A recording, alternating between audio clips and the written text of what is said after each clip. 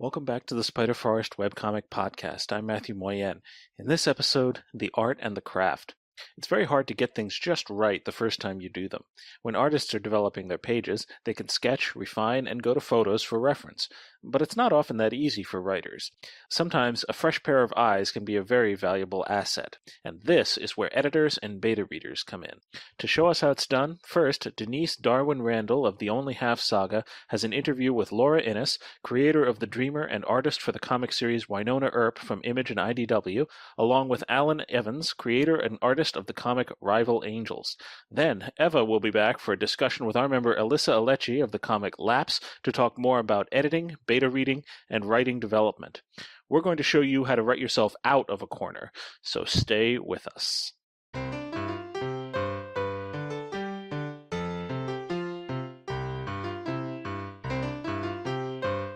Hello, I'm Denise Randall, and I am the creator of The Only Half Saga and Gem Mutations Plague. With me today are Lora Innes, the author and artist of The Dreamer, and also the artist on the Wynonna Earp, and an avid Revolutionary War historian. Also with me today is Alan Evans, the author and artist of Rival Angels. Hello. Hi. Glad to be here. I'm glad to have you guys with us. So I really quickly, for our readers, because they may not be familiar with your guys' comics, would you please give a quick synopsis of your stories? Sure. The Dreamer is a historical fiction fantasy comic. It is the story of a high school girl, and one night when she falls asleep, she wakes up in the Revolutionary War. And then every night after that, when she falls asleep, she goes back in time, and the adventure picks up right where it left off. It started on Drunk Duck back in 2007. So we all had our origin story back in the same place. Well, heck yeah. Yes, we did. I always say the Dreamer, come for the art, stay for the story. I always love that pitch, but I can't say it about myself. It's great when we're like next to each other at a convention and you can say it for me. Well, yeah. Okay, Alan, how about you? Rival Angels is about four sassy girls trying to make it in a male-dominated sport, pro wrestling. And it's about them trying to get along with each other as much as forge a career inside the squared circle. Very interesting. Okay, so I have to ask this question because I know for me, my comics started out as novelizations, and I ended up turning them into comics. So my first question for both of you is, did you start your research first, or did you start your comic and then do the research? I'd like to start with Alan on this one. So I have a pro wrestling comic, and I've been watching wrestling since the early 80s, so it was always kind of there.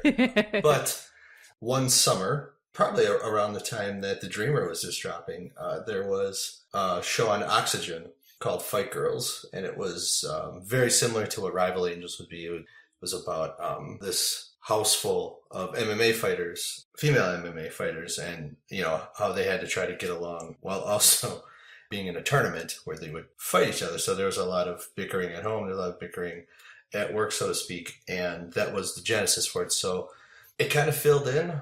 There was a lot more research into how to write women because I am not one, and there definitely are differences. Some are very subtle, some are very big, and just trying to get it right because I didn't want my characters to be a bunch of guys with boobs running around. And I think there is a lot of that out there, and I definitely wanted to make sure that it wasn't. And so that was where a lot of my research was going into. That's been ongoing ever since. It's never stopped. That is definitely an ongoing thing for you, because every time I see you at a convention, you're always like, hey, do you mind if I could ask you a question? Do you think that this is realistic for how the girls would react? And I know you always get your wife's input as well. And so I, as a woman, appreciate that you kind of bounce it off a few people and get feedback, but you're usually on point. Okay, Laura, how about yourself? My answer is not, it doesn't go back to the early 80s. I mean, my love of history goes back to, just as a kid, my parents would take us to historical sites and stuff. So I guess, I was historically curious, but I definitely was not a history buff. And I used to tell like my husband when we were friends and dating, like, oh yeah, I really love history. But he's like, I never saw it. And then when I started The Dreamer and had to research it, he's like, whoa, you always told me you loved history, but I've never seen this. And it just awoken this curiosity in me and turned it to a full-blown passion. And I spent probably about 6 months intensely researching the American Revolution before I started the comic. But it has continued to be ongoing ever since then. Oh, I find that fascinating. I thought it would be the other way around for you, that you had already been a history buff and then you started the Dreamer as a way to kind of express that. So that's really interesting. So my next question for you guys is, I know from experience that I'm one of those writers that I don't always trust my own instincts as far as whether something's good or needs some help or those sorts of things. So I myself have fallen back on what I call beta readers, and this is based in like novelizations again. So what brought you to the decision to bring in external help for yourself? And we're going to start with Lora on this one. I think that's an evolution. And I definitely had beta readers for the Dreamer all the way since before I started illustrating the first issue. And my college roommate, she had been visiting me in town after I'd finished writing it. And I asked her to read the script, and she was laughing in all of the right places. And then I thought, that's good. This is resonating. And it gave me confidence to move forward. And I guess my husband had read like drafts of it before then. His big takeaway, I can't remember even now, it's been 10 years, like what the initial first draft was, but like she wakes up in the past for the second time. And then I think she just woke up in the American camp. And it just kind of like they had a conversation, and my husband was like, this is boring. You need some action. So instead I put her on the British prison ship, and then, you know, the handsome soldiers got to rescue her and get her off the ship. And that became like a solid, exciting first episode for the story. Like right from the bat, it's been great for me on two sides. One, for people outside of myself to be able to point out what's weak. But also I think that affirmation that you're on the right track is really, really valuable. And as artists, we can become so concerned with perfection, essentially, you know, tell me where it's broken so I can fix it. I'm always on the quest to ever improve. And that can become self-sabotaging if you're only ever focusing on what's wrong and you never are in touch with what you do well. And to know what you do well is, I think, almost more important, especially if I look at my own journey and see how, like, where the art started versus where the art is today. And I think you guys would say the same things about your stories, you know, that it's possible to gain the attention of an audience without being perfect if you have something that really resonates with them. And if you don't understand what that thing is and how, I mean, the word exploit sounds bad, but you know, how to use that intentionally, I think that you can throw the baby out with the bathwater, and you can have, maybe you've got really polished art or something, but you have no heart. So yeah, I pick beta readers that I trust, and Alan's one of them. He's been one of them since I can't even remember for how long. Hey. So you had mentioned when we were talking that you had selected Alan to help you out when you had like a rough patch. Can you kind of like go over that real quick for us? Yeah. So Alan and I, we've been friends, I don't know how long. We met on Drunk Duck and carried our friendship over to DeviantArt, and then carried our friendship into the real world. Was it Wizard World Chicago? Yes, it was. We split a table at Wizard World Chicago, and we had like kind of, or had been talking about it on DeviantArt, if I remember right. Yep. And I was all awkward because I'm like, oh, I'm an introvert. Hi, stranger. We've been like chatting with them. Like, that's always weird to meet someone in real life. But we became fast friends. It did not take long for the awkwardness to wear off. I mean, like, we've been doing conventions together ever since. Anytime we can get tables next to each other, we do. Many times we've split like Airbnbs and stayed, you know, all stayed together with our friends. And when you do that, then there's like driving to the convention time and setting up time and tearing down time and staying up late and eating ice cream and drinking beer time. And, you know, all of this opportunity to have conversations. And so, you know, when you're usually working in a studio, it's a very isolating experience, just working from home on this stuff. So to be in like the room with other creators is always really exciting, and I treasure it. So we would always take the opportunity, like, Alan would be like, here's what I have planned for Rival Angels. What do you think? If it's either, mechanical of like update schedule and things like that, or if it's creative, like here's where the plot is headed and here's where the characters are headed. What do you think? And I would do the same for Dreamer. So I think that we both had a really intimate and like a big picture idea of each other's project. Would you say that's true, Alan? Oh yeah, definitely. And so when you needed some, help here and there, it was like I already had that frame of reference. To your point though, sometimes it'd be like, wait a minute, weren't you going to go this way? And you're like, oh yeah, no, we definitely went a different way. We went such a different way. Like that was Otakon. This is Baltimore Con, Alan. Exactly. Exactly. Kind of a lot's changed since then. For sure. And I had hit a wall with the story, and that was, I think it was twofold. It was an internal conflict of me hitting writer's block because I was like 7 years into this thing, and the initial idea I had for ending the series, when I got to that point, I was less sure of it, but I had been writing toward that event since the beginning.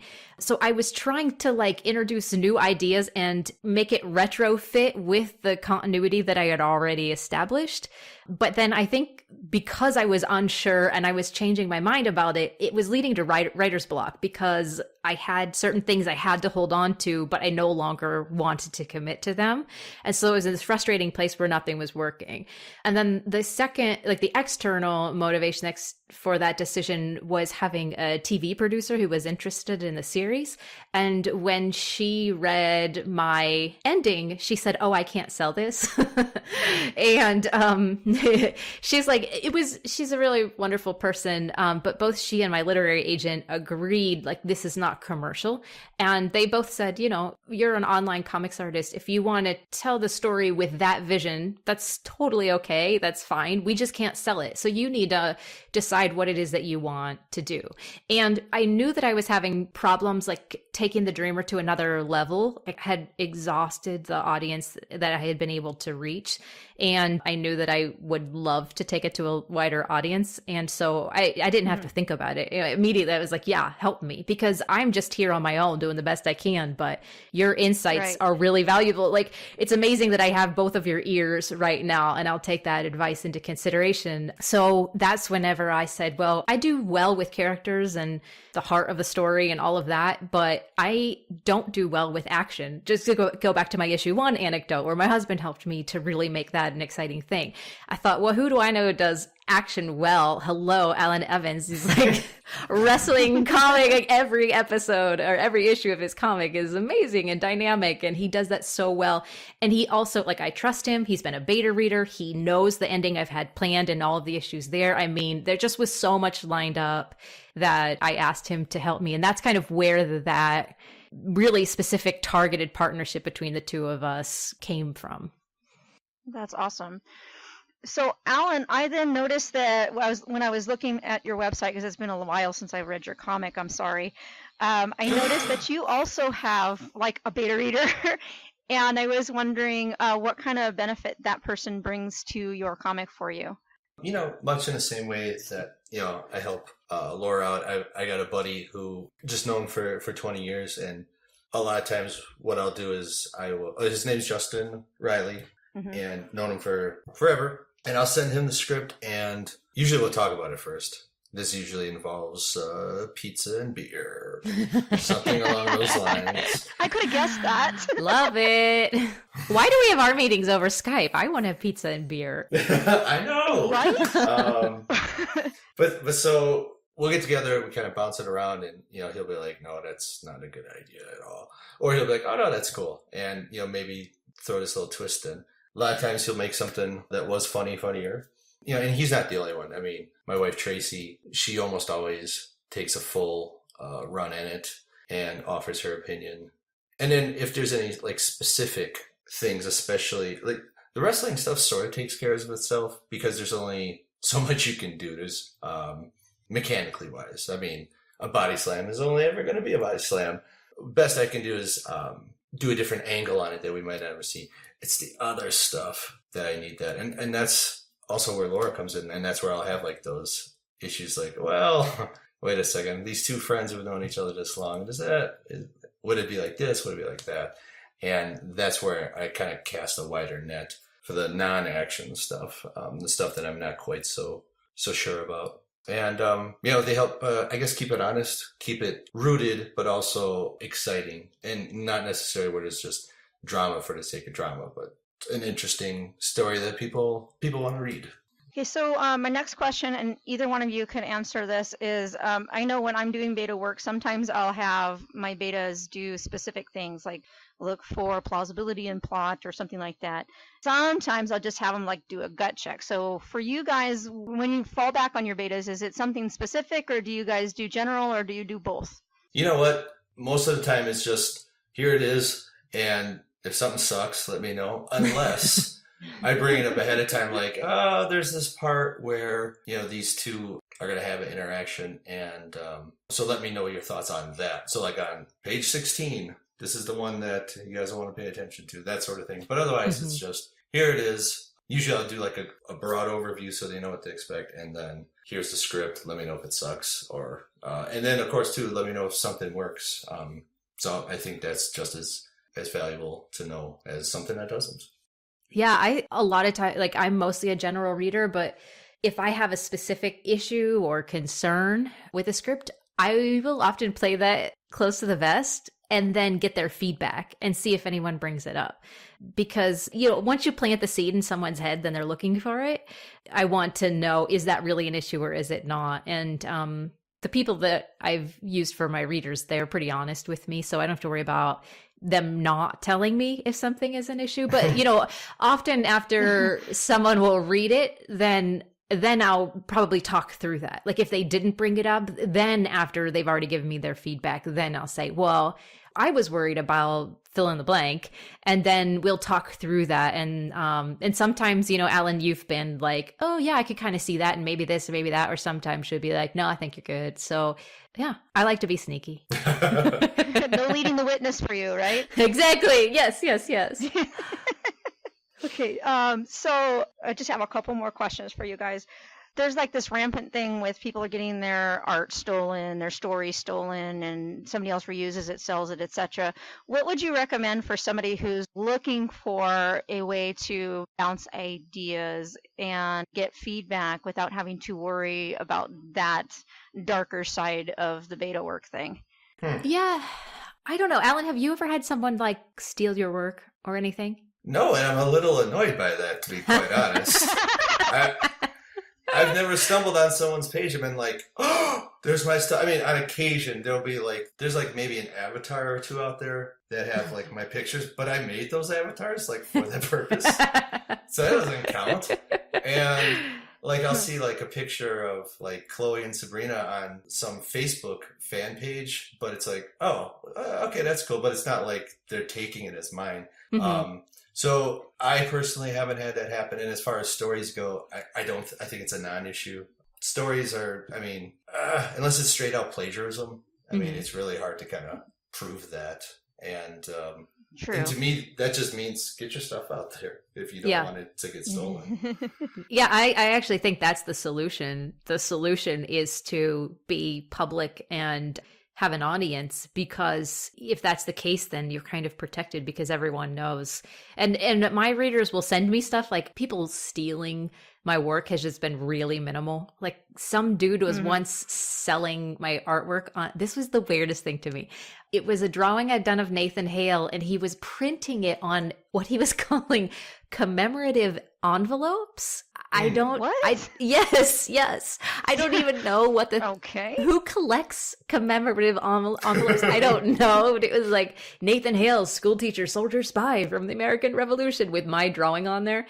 And one of my readers had sent it to me, and I said, hey, that's a copyrighted image, and I've got it filed in the Library of Congress. And then he took it down and then replaced it with a photograph that someone else had taken of a Nathan Hale statue. It's like, dude, you didn't learn your lesson at all.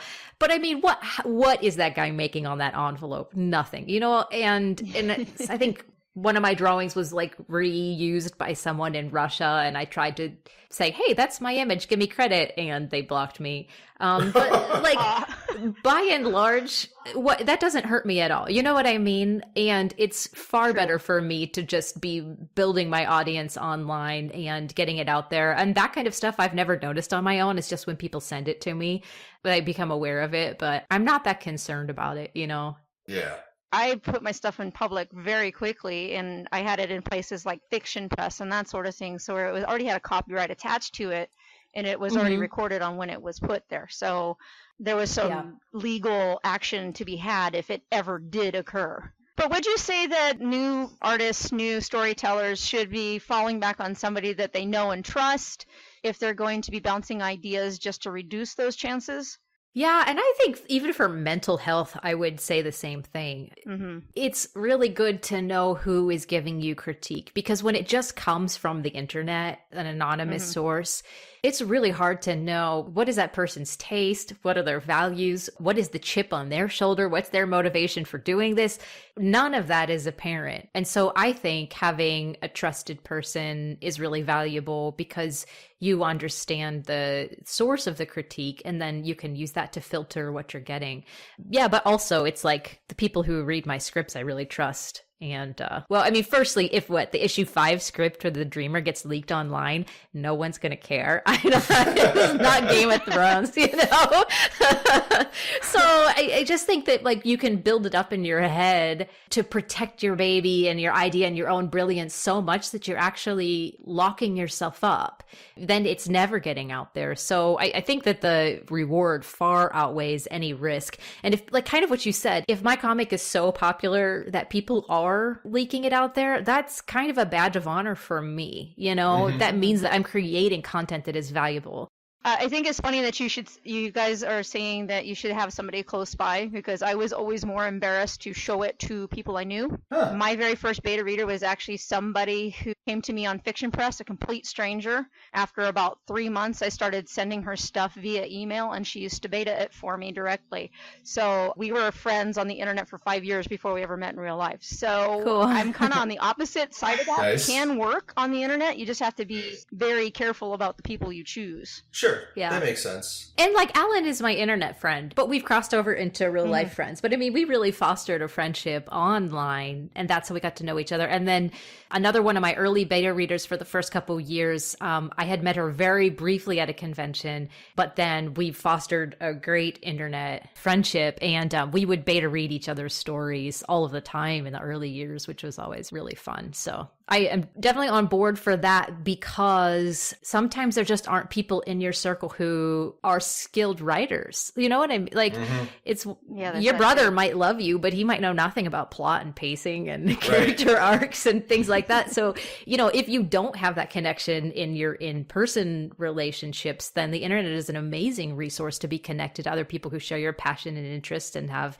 skill sets that you might not find in your circles. But it is a relationship that's fostered. I would assume that would be the case with your beta reader, that it wasn't just like sending a script into a black hole. You probably became friends. No. No, it was like me on public, and then she would give me like comments and critiques. And at first it was very general, and then she started getting into more like detailed stuff. And then after a while I was like, you know what? She really knows what she's talking about. She knows more than I do. So I started sending her stuff that way. Oh, nice. Yeah, it's earned trust. It is. It really is. Yeah, you want someone that's going to move the story along and not necessarily interject their own agenda. I think I've possibly ran into that a time or two where a well-meaning reader was like, hey, you know, I could help you out. And it's like, okay, you know, what do you got? And they're like, you know what you need? You need to introduce my original character. And that's that's what Rival Angels needs. And I'm like, no. Rival Angels is just about these 4 characters. Oh, no, yeah, that's cool. But you know what? This other person would really make it sing. And I'm like, eh. That's what fanfiction.net is for, right? Exactly. Yeah. Do you guys have anything else, any other thoughts that you'd like to share with our listeners? Let's see, a couple quick shots. Anyone that's got a fun idea that they think the world ought to know about, I think you should do it. I think if you get that far, you should have a Patreon, and I think you should always have fun with it. And when it's not fun anymore, stop doing it. Always have an exit strategy, because otherwise that road is never going to end. Why didn't you give me this advice at the beginning, Alan? It was hard earned, you know. I think I figured it out when you did. I would not have done a long form, open-ended, or, it's close-ended, but it's so far off. I definitely would have done something that was way more close-ended sooner and then made it expandable. But I definitely bit off more than I could chew, for sure. So maybe start short and work on something longer later? Yes. Or at least have it so that you can close it off at any time and not leave your readers just hanging on the edge of the cliff, and then if you bring it back for a season 2 or however you want to frame it, a second graphic novel, then it's like, yay, the world and characters I love are back, but they're not just left hanging because they don't know how the story ends and they want to. And I see both sides of it, because on one end, cliffhangers are incredible for keeping people invested and wanting to come back. So they're really valuable for that. But then on the downside, for you as a creative, I think the thing that I didn't understand 10 years ago was how, as the dreamer grew, it would lead to other opportunities, and then how those would take my time away from the dreamer and how much that would impact it. Because when I started, it was just I was a commercial illustrator who was doing this in my free time. But then as it took over, all of a sudden, all of these other opportunities come along, and as you chase them, then that means there's less time for the dreamer. So the pace that I had started, even though I'm way faster at making comics, there's so much more to it now than there used to be, that I'm actually production-wise slower at making comics than I used to be. You too? Yeah. It's frustrating, right? Because in your head, Right. you're like, oh, I found this way to do it faster. Oh, now I can get more detail in there. Let me just fill in that time. Yeah. yeah. Hey, I'm Eva and I draw a comic called Bits Fair. And with me there's Alyssa Alecci, the author of Lapse. Hello. My first question will be a bit of a contrarian one. So people always talk about how webcomics as a medium are a place that has no gatekeepers and where you can do anything you want and you don't need to please anybody other than yourself. So wouldn't getting a beta reader or an editor get in the way of somebody expressing their own unique creative vision, which is what webcomics are all about? I would argue no, because the thing about editors and beta readers is that they're there to help you vision. Basically, they're there to help you hone that vision of your own. You definitely want to make sure that you have a beta reader or an editor that has your best interests in mind, because you can, if you're not careful, end up with somebody who's more interested in telling your story their way. You want to make sure that you get someone who really is there for you and is there to help you pursue your vision. And, there's always this thing, like even with regular visual art, where when you're just looking at something too long, you can't see the flaws in it. And that's very much true of writing as well. How do you say one would find a good beta reader? I think a pretty good indicator of somebody who is maybe not so great, a beta reader or an editor, is somebody who tells you that your ideas are wrong or that they're not good. You want to find somebody who understands what you're trying to get at. You want to find somebody who's interested in, who's asking you a lot of questions about hey, what's the message you're trying to get across here? What's your goals for this scene? You don't want to find somebody who's just, hey, wouldn't it be better if... You want to find somebody who's actively working with you, not talking over you, if that makes sense. A lot of these beta readers are found through all sorts of online exchanges of beta reading or with friends. So a lot of the time you really just end up with a lot of feedback that may not be the most perfect quality, but you still need to make some sort of use of it. So, since you have experience beta reading and having your work beta read, how do you take that feedback and put it to use? It can be described pretty well if you just go back to the saying, be a filter, not a sponge. because there's definitely going to be some feedback that's going against what you're trying to do. Like, you definitely want to avoid somebody who you think is trying to tell their own story with yours as a conduit. Like, for example, my own comic is very contemplative. It's kind of a slow-paced and low-key drama in a lot of ways, but I have had people read it and say, this comic doesn't have enough action. And I'm just like, it's not supposed to be an action comic, so I'm not that concerned about it. It's just, that's not the kind of person that I really want beta reading my comic. It's really not my goal for the story at all. However, you do want to try to at least consider what the other person is saying.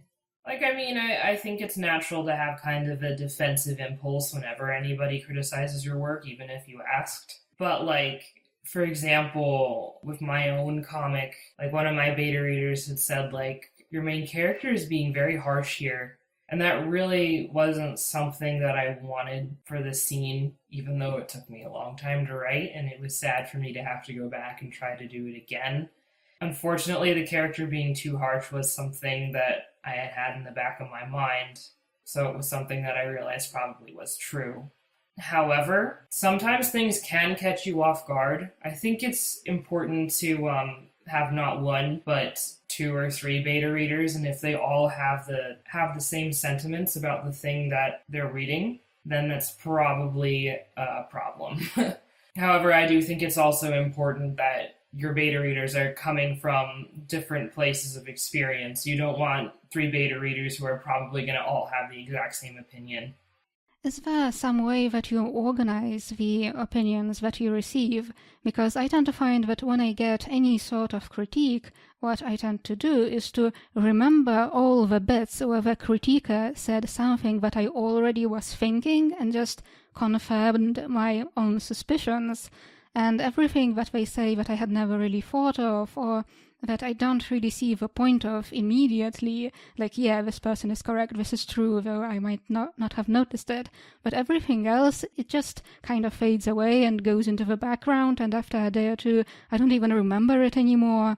So I don't know, when it comes to just processing that feedback and making sure that you especially make use of the comments that you yourself weren't already thinking of.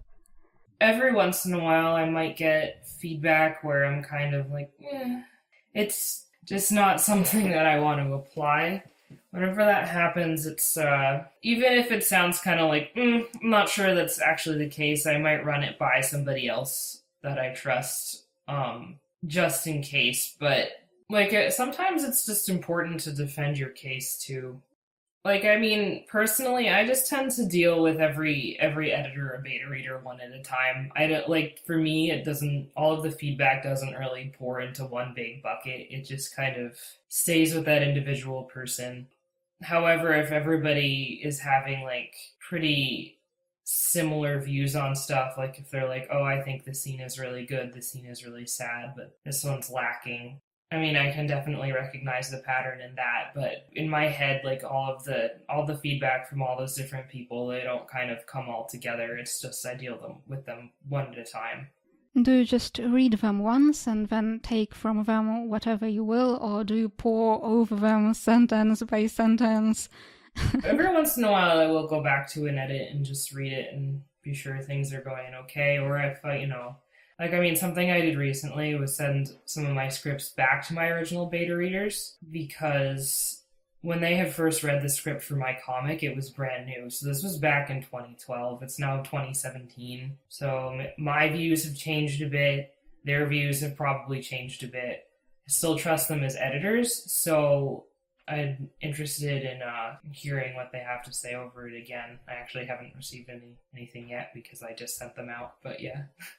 You have better read for other people too, I think for Rihanna of Suihira. Mm-hmm, that's correct. I'd like to know how to be a good beta reader for someone else, because I once got into a beta reader exchange on an online forum and read a novella, left tons of comments that were basically reader reactions, so I'm not sure if they were helpful at all. And then I tried to beta read a novel, and I really liked it. So my feedback was basically, this is great, I want to read more. Oh. And after a certain point, the writer just stopped sending me chapters, and I am not surprised because I was kind of completely useless. So how does one make oneself useful? Which is actually quite important because a lot of people do get this stuff through exchanges. It's kind of like what I said before. You're going to want to find somebody who has your best interest in mind. So I would say even before you start beta reading something, ask a lot of questions. Be like, hey, what's your goal? What is it you're trying to get across with this story? Even like on a scene by scene or a chapter by chapter basis, like asking like, hey, how do you want the reader or the audience to feel during this scene is also a very good question to ask. Asking if you're like, I mean, something that I consider a strong suit of mine is trying to get into the nitty gritty of how the characters are thinking. So every once in a while something will come up where I'm just not quite sure what the characters were thinking at the moment or how they came to a certain decision. So I'll just ask, the artist, what is it that the character's thinking here? Something that I do a lot as well, and maybe I think a lot of other beta readers probably do this as well. They also act as like bouncers for ideas and stuff, especially if something's not quite working the way that the artist wants to. I actually find like more often than not, like once I get into a relationship with people that I'm beta reading with, they'll come to me and they'll be like, hey, this conversation isn't really working. And this would be before they handed it off to me as a complete work. They'd just be like, hey, I'm working on this conversation between these two characters and it's just not coming together. So something that's important to do in that situation, you want to try not to ever, if possible, say this is bad or this is wrong. Because really at the end of the day, you only have ideas that work well or they don't work so well. And then there's everything in between. So you want to focus on what works. So we'll just bounce ideas off of each other and maybe the artist will come up with an idea and it'll be like, well, that works, and we'll talk through it and maybe we'll find something that works even better. Because if something is not working and you just like jump the gun and say, hey, this is bad, that just discourages people and it kind of blocks the creative process and it's just not good for anybody. From what you're saying, it sounds like it's really important for the entire process to be a back and forth conversation rather than just a person dumps an essay on you and leaves and that's at the end. Oh, absolutely. It's definitely, I think it's imperative that it's a back and forth conversation. I mean, I've definitely done editing where somebody has just sent me a complete work and I've looked at it.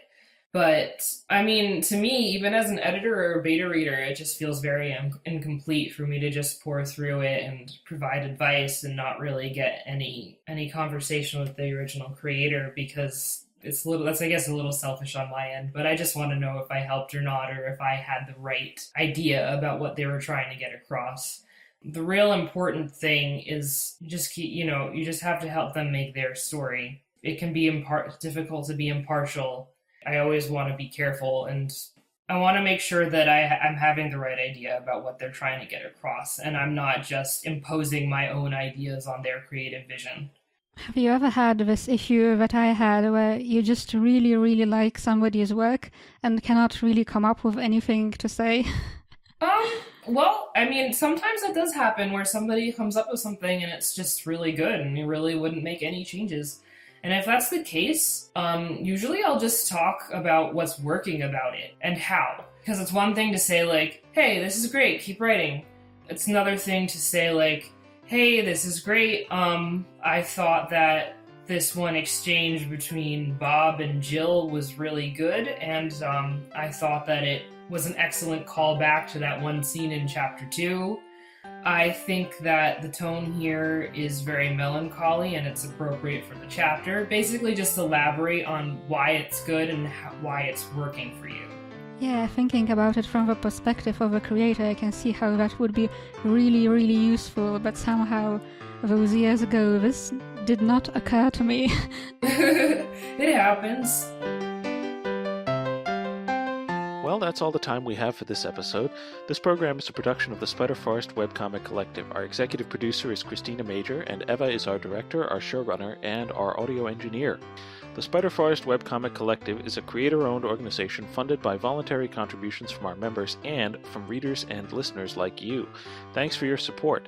To learn more about the collective, our members, and our projects, or to make a donation, go to spiderforest.com. You can find the entire first season of the podcast there as well, and now you can also find it on our YouTube channel, and we'll put a link to it in the info for this episode. I'd like to thank Lora Innes and Alan Evans for joining us for this episode. You can read Lora's comic The Dreamer at thedreamercomic.com, and you can read Alan Evans' comic Rival Angels at rivalangels.com. Thanks also to Darwin for bringing us that interview. I'd also like to thank Eva and Alyssa for participating in this episode's discussion. Alyssa produces the comic Lapse. You can read it at lapsecomic.com. Eva produces the comic Bits Fair. You can read it at bitsfair.com. And I produce the comic Six Commando. You can read it at viciousprint.com/sixcommando. I'm Matthew Moyen. Thanks very much for listening, and we'll see you next time.